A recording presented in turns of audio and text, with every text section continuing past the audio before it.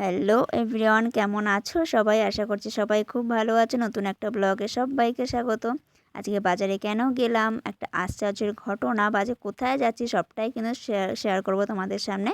তো সবাই ভিডিওটা পুরোটা দেখো, স্কিপ করে দেখো না। ভিডিওটা ভালো লাগলে অবশ্যই লাইক কমেন্ট শেয়ার করে চ্যানেলটাকে সাবস্ক্রাইব করে পাশে থেকো। আশ্চর্যের ঘটনা হচ্ছে এটাই যে একই ডালে দু রকমের কিন্তু ফুল হয়েছে। দেখো, একটা কিন্তু ঘিয়ে জবা আর একটা লাল জবা। এটা আশ্চর্যের ঘটনা বলো তোমরা, একটু কমেন্ট করে জানিও। দেখো না বলো। তারপর দেখো রেডি হয়ে কিন্তু বেরিয়ে পড়েছিলাম বাজারের উদ্দেশ্যে। তো বাজারে কেন যাচ্ছে চলো শেয়ার করি। তো দেখো বাজারে কিন্তু চলে এসেছিলাম, এসেই কিন্তু ঢুকলাম একটা জামা কাপড়ের দোকানে। তো জামা কাপড়ের দোকানে ঢুকেছি কেন, দেখো এখানে থেকে কিন্তু একটা শাড়ি কিনেছিলাম। তো শাড়িটা কিসের জন্য কিনছি সেটা কিন্তু ভিডিওর মাধ্যমে পরে তোমাদের মানে বলবো। তো জাস্ট এখন শাড়িটা কিনেছি, সেটাই তোমাদের শেয়ার করছি। শাড়িটা কেমন লেগেছে অবশ্যই কিন্তু কমেন্ট করে জানিও। শাড়িটা কিন্তু আমার খুব পছন্দ হয়েছে, তুতে কালারের শাড়িটা।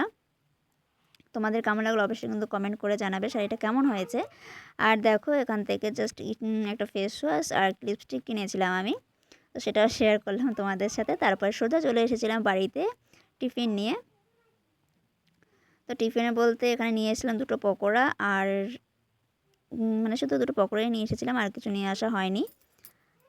পকোড়ার সঙ্গে না কোনো স্যালাড ফ্যালাড কিছু দেয়নি, তো কিছু করার ছিল না। বাড়িতে সস ছিল টমেটো কেচাপ, সেটা দিয়েই কিন্তু পকোড়া দুটো খাওয়া হয়েছিল। তো চিকেন পকোড়া খেতে কে কে ভালোবাসে অবশ্যই কিন্তু আমাকে কমেন্ট করে জানি। আমার তো বেশ ভালো লাগে। তো ধরো এবার খাওয়া দাওয়া করছিলাম। খাওয়া দাওয়া করার পরে তো ছেলে সেরকম একটা খেতে পারেনি। ওর জন্য আবার কী করলাম, এখানে আলু সিদ্ধ করে একটুখানি কর্নফ্লাওয়ার দিয়ে নুন হলুদ গোলমরিচের গুঁড়ো দিয়ে এটা কিন্তু বেলে রুটির মতন বেলে কিন্তু পিস পিস করে কেটে কিন্তু ভেজেছিলাম। এটা জাস্ট নামটা আমি ভুলে গেছি। তো তোমরা যারা যারা নামটা একটু জানো আমাকে প্লিজ একটু কমেন্ট করে জানিও। মানে সত্যি আমার মাথা থেকে বেরিয়ে গেছে। তো এটা কিন্তু টমেটো কেচাপ দিয়ে কিন্তু খেতে কিন্তু জাস্ট অসাধারণ লাগে। তোমরা আশা করি সবাই প্রায় অনেকেই ট্রাই করেছো। আমারও বেশ ভালো লাগে সন্ধেবেলা জাস্ট এরকম কিছু হালকা কিছু টিফিন হলে ভাল লাগে।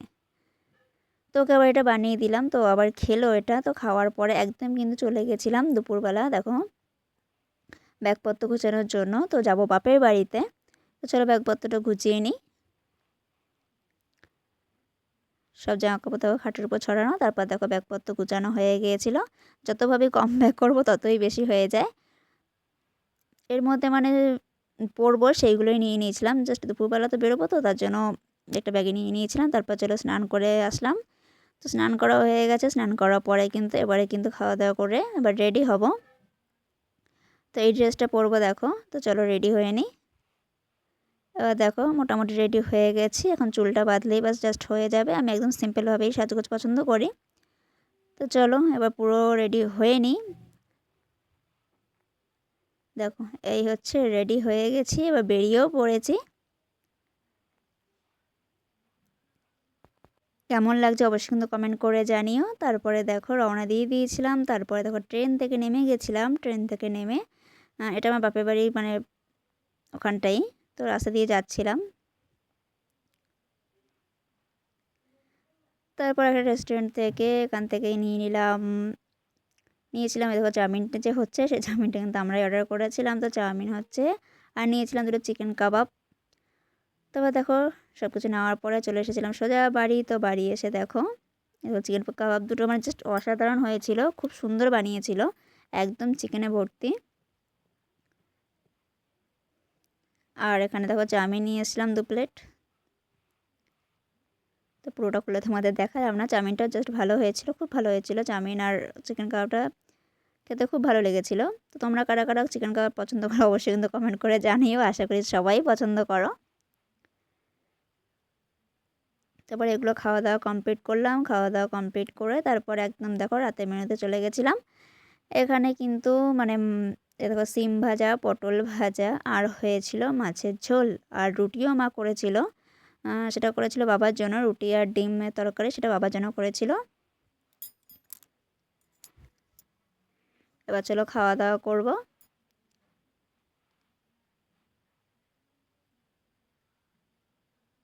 এদিকে রুটিটা এখন হচ্ছিল। এদিকে রুটি, এই দেখো মাছটা কত সুন্দর লোভনীয় লাগছে। এই শীতকালে ধনেপাতা দিয়ে মাছের ঝোল বেশ ভালোই লাগে। তো এদিকে দেখো মাছের ঝোলটা কিন্তু খুব লোভনীয় লাগছিল। এটা কিন্তু ট্যাংরা মাছ কিন্তু ছিল। তারপরে দেখো এদিকে দেখো ধোয়া ওঠা ভাত, তারপরে কিন্তু ডিমের তরকারি। তো চলো খাওয়া দাওয়া কমপ্লিট করি, ভিডিওটা এখানে এন্ড করলাম। সবাই ভালো থেকো, সুস্থ থেকো, দেখা হবে অন্য একটি ভিডিওর সঙ্গে। টাটা।